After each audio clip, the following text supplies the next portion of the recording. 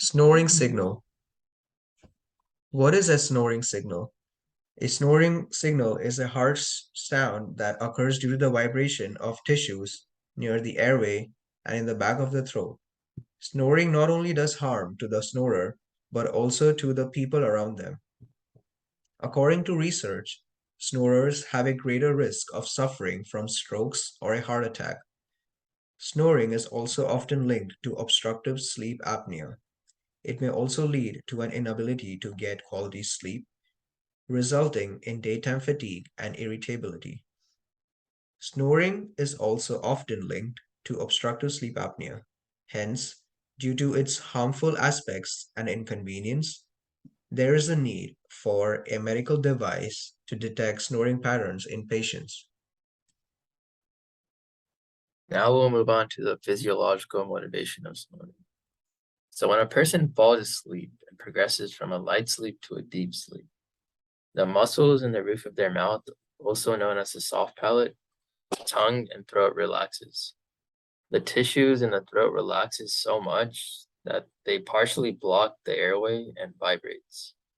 So the more narrow this airway gets, the more forceful the airflow becomes, which leads to an increased tissue vibration, hence causing the snoring to grow louder and louder.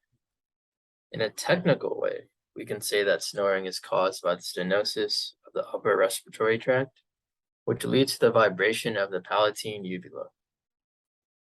So in research proposed by China Information Sciences, a strain sensor method of detecting snoring signals is analyzed. This sensor is attached to the neck of the patient and sleep patterns are depicted as waveform graphs.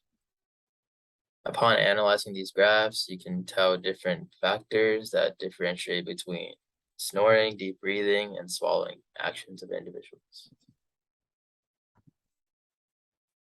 This is a circuit diagram consisting of an instrumentation amplifier on the left and a low-pass filter on the right. The amplifier and the low-pass filter are essential components in the circuit design as they are useful for signal amplification and conditioning of our input signal. This diagram was created using the MultiSim software. Now we will be briefly talking about the diagram.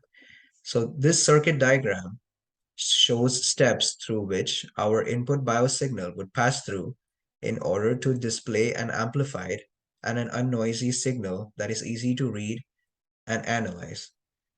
Through research, we found that an input snoring signal using a strain sensor had a very low frequency, that's less than 500 Hz. At such low frequencies, it is difficult to detect a signal and perform analysis on it.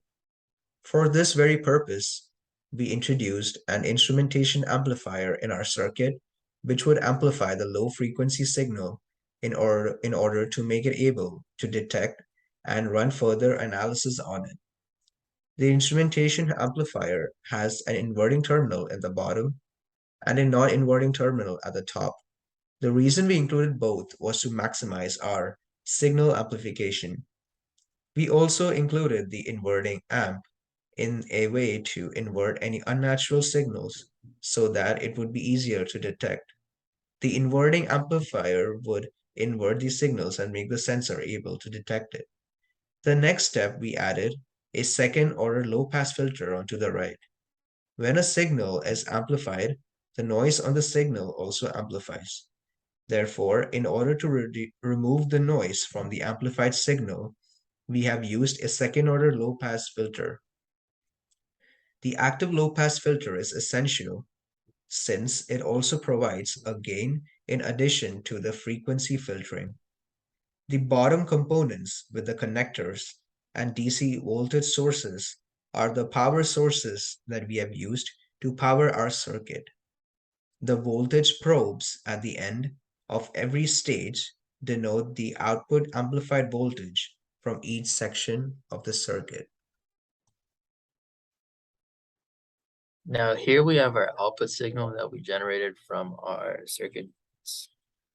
So in the bottom right of our screen, we can see the strain sensor that we talked about earlier attached to the patient's neck.